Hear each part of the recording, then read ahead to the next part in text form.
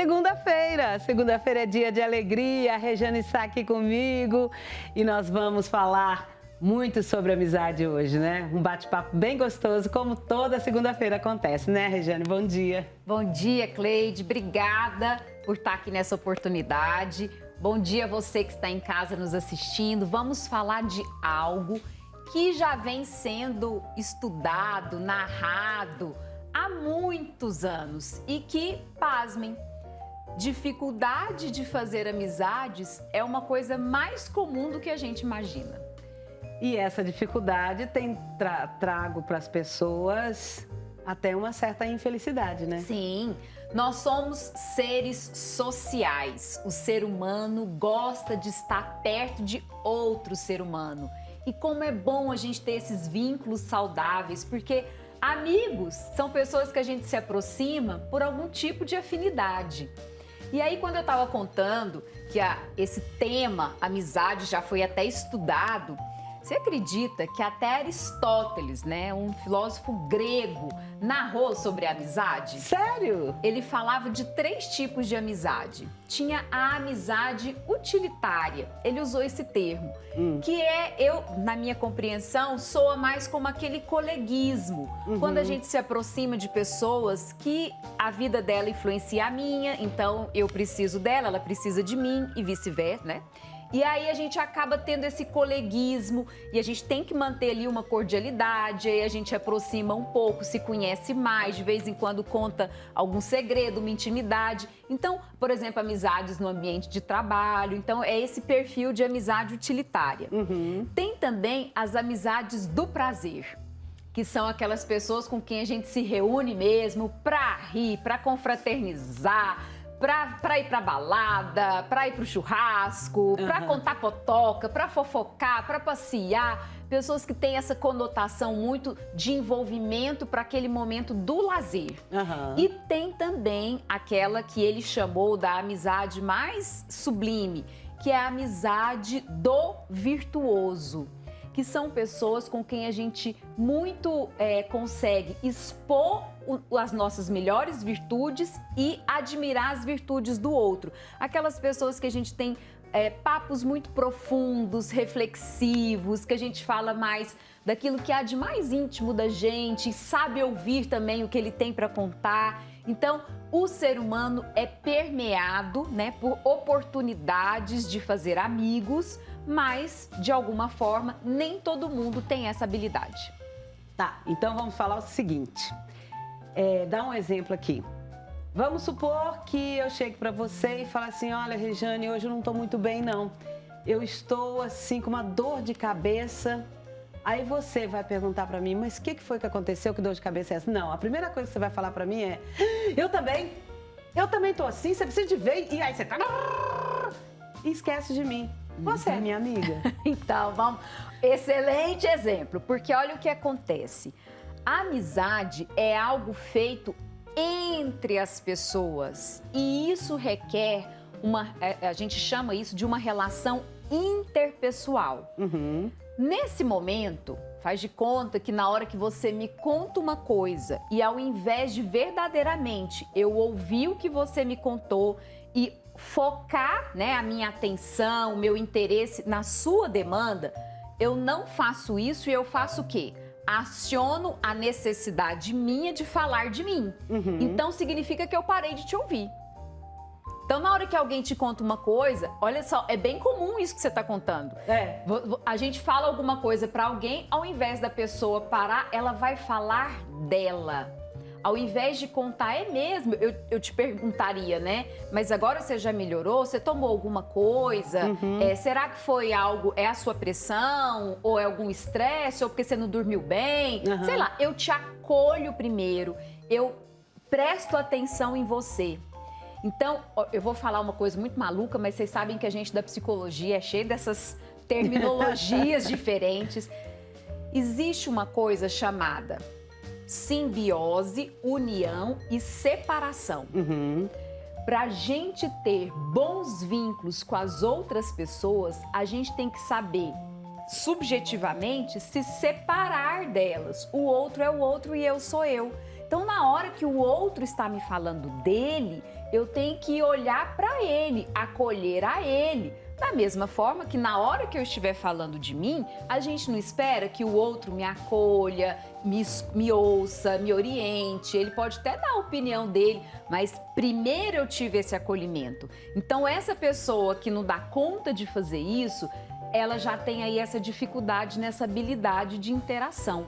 Ela não dá conta de ver o outro, ela fica insistindo em ver somente a si mesma. E essa pessoa que fica só vendo a si mesma, ela acaba ficando sozinha? Tem uma tendência muito grande. Então, aqui eu queria até trazer um pouquinho, tem um termo que a gente usa chamado habilidade social. Na verdade, são várias habilidades sociais que compõem essa relação interpessoal e a amizade é uma relação entre pessoas. Então, vamos lá.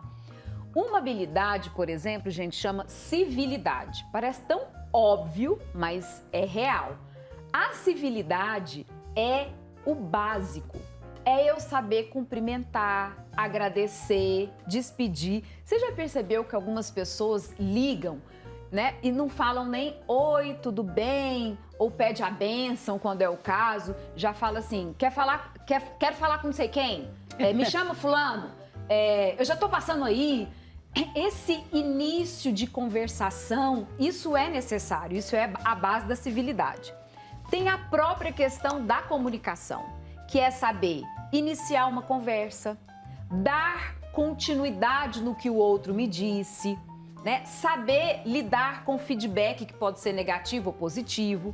Uma outra habilidade são os enfrentamentos, inclusive, né? Saber lidar com as discordâncias, que isso faz parte da vida, não é porque a gente é amigo que a gente tem que coincidir em tudo, isso não é nem saudável. Tem a habilidade da empatia. Eu conseguir perceber a demanda do outro, me sensibilizar com as questões do outro. E tem a habilidade da positividade. De repente entender, talvez naquele dia aquela pessoa não teve ali um momento muito bom, mas ela é uma pessoa boa, eu vou dedicar meu carinho a ela. E tudo na vida tem que ser cultivado, gente. Aquilo que a gente não cultiva legal tem uma chancezinha de, né, minguar, morrer, assim, a gente... Então, a amizade é algo que a gente precisa cultivar. Tem como viver sem amigos? O ser humano é capaz de tudo. Mas a gente tem que pegar um pouquinho esse termo.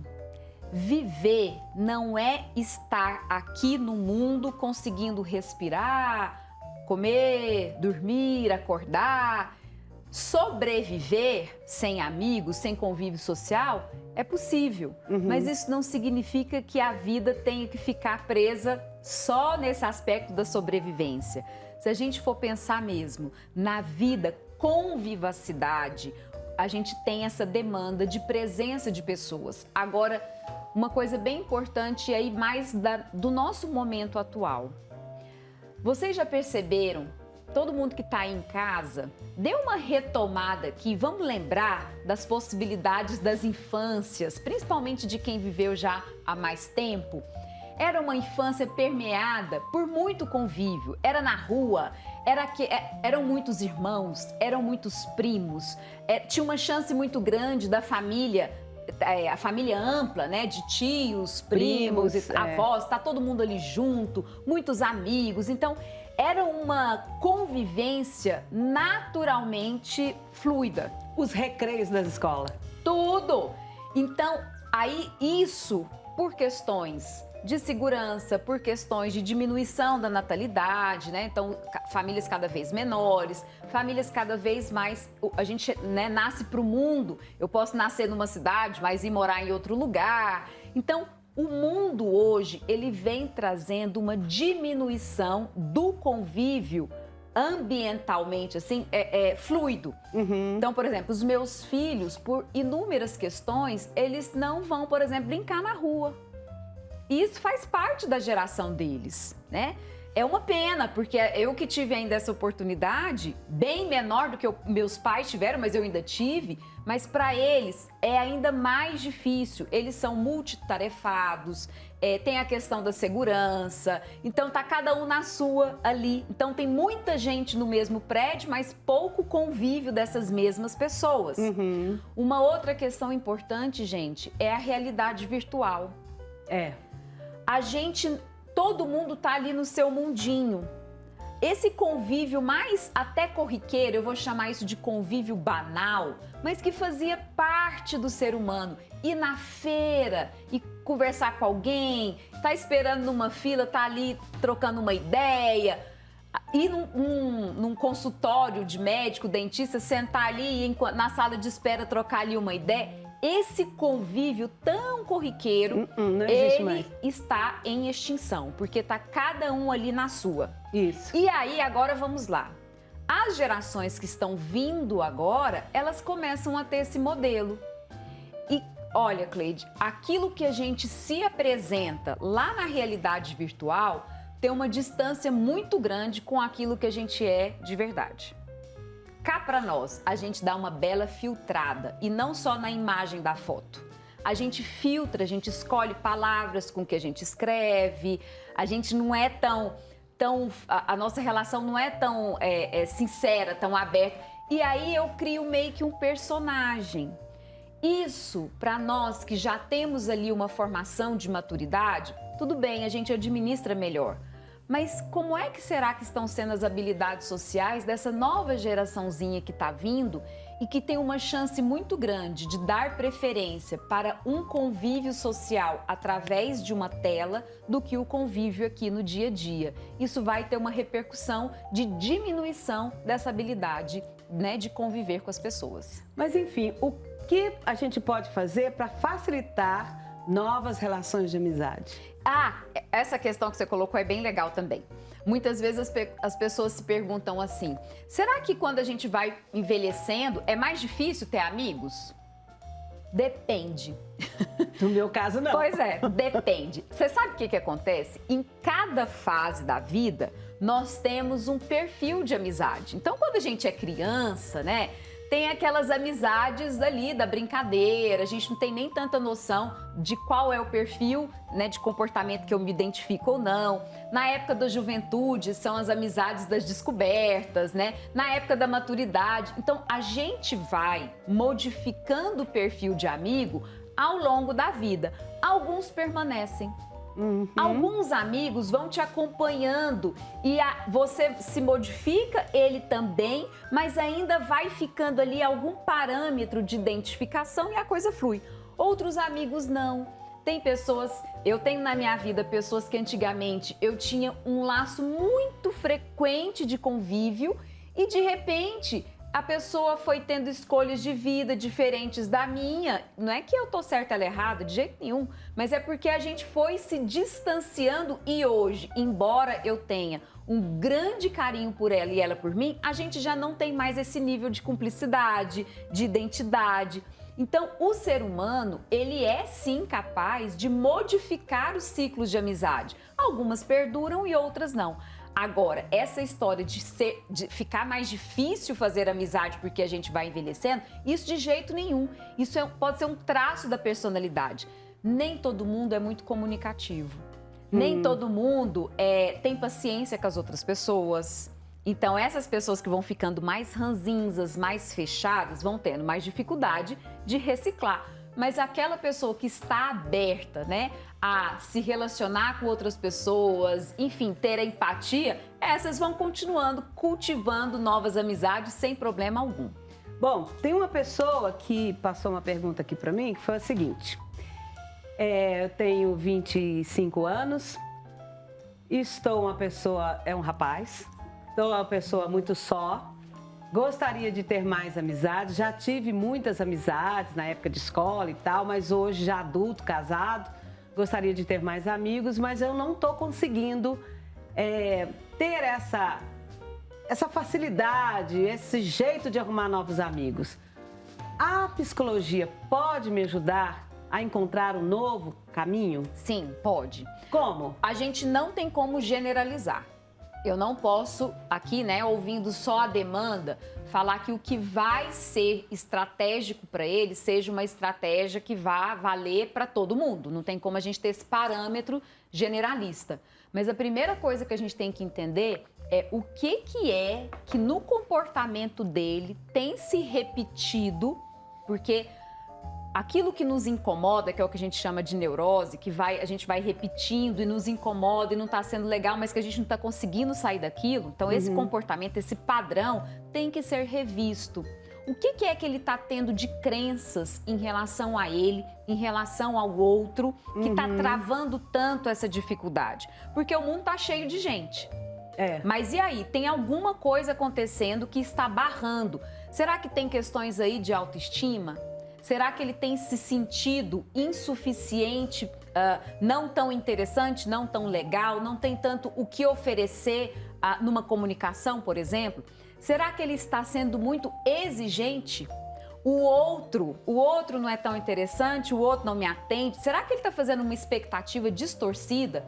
Ele acha que a partir do momento que o outro é meu amigo, ele precisa concordar comigo por inteiro, senão não serve? Será que ele está tendo algum pensamento 880? Será que ele está aí algo até mais grave, com um termo que a gente chama de ansiedade social, fobia social, que aí já é um aspecto em que conviver com outra pessoa gera nele um nível de reação de ansiedade muito grande, e isso tem uma base, obviamente, ansiedade é um tipo de medo, né? Tem uma base que pode ser consciente ou não, de muito receio de não ser aceito, de não ser amado, de ser descoberto nos seus segredos que ele acha que são muito ruins. Tem alguma coisa aí acontecendo. Se ficar muito difícil para você entender por que eu tô tão preso porque é uma prisão, nessa dificuldade de lidar com o ser humano. E ele tá preocupado com isso, que ele tá pedindo ajuda, né? E aí procure uma ajuda profissional, porque o porquê disso, a justificativa disso é muito singular e pode ter a ver com tudo isso que eu falei, de crenças, de expectativas, e pode ter a ver também com eventos passados, traumáticos e que deixaram marcas, assim. Por exemplo, tem pessoas, Cleide, vou dar um exemplo concreto, tá?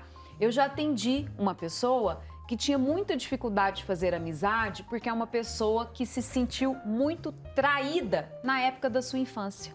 Ah, meu Deus. Ela se sentiu muito traída porque uma vez ela contou um segredo e fizeram chacota desse segredo.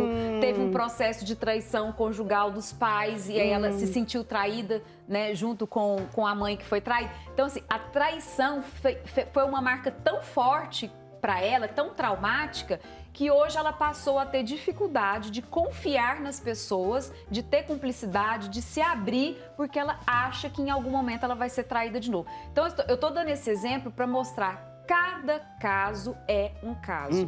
Então, se ficar uma coisa muito difícil, realmente você vai ter que, né, buscar junto a um profissional a identificação do que é que está acontecendo para você poder, né, trazer à tona a possibilidade das amizades. Você falou aí de uma pessoa que você era amiga há muito tempo, mas cada um foi para um lado. Mas eu estava pensando aqui que eu também já tive amizades assim que já sumiram, já mudei de estado também. Mas eu sempre queria resgatar essas pessoas, né? Com o advento da internet é até mais fácil a gente rever. Essa necessidade minha que eu estou expondo para você aqui agora, tem como eu resgatar essa amizade e voltar a sentir feliz com ela? Ou talvez eu fique com medo de procurar essa amizade e depois me decepcionar? Não, deve ter mudado demais. Sabe uma coisa que eu acho que vale muito a pena? Experimentar. Não tem como a gente controlar e prever se vai ser bom, se é do mesmo jeito que era ou não, porque às vezes o que está guardado como referência na sua memória pode ser diferente do que está para a pessoa. Sim. Agora, olha, essa história, eu falei tanto da questão negativa da realidade online, mas vamos pegar ela então positivamente. Que bacana que é poder ter contato com pessoas, né? Esse ano eu faço 20 anos de formada e eu me formei em Brasília e vim para Goiânia logo em seguida. Então, eu não vejo os meus colegas há muito tempo e a gente vai fazer uma confraternização de 20 anos de formado. Que legal! É claro que com algumas pessoas eu vou retomar aquele nível de aproximação mesmo. Outras pessoas eu vou ali conversar um pouquinho, mas não vai voltar a adentrar na minha vida como um dia já aconteceu. Mas é isso, amizade é algo que precisa ser cultivado.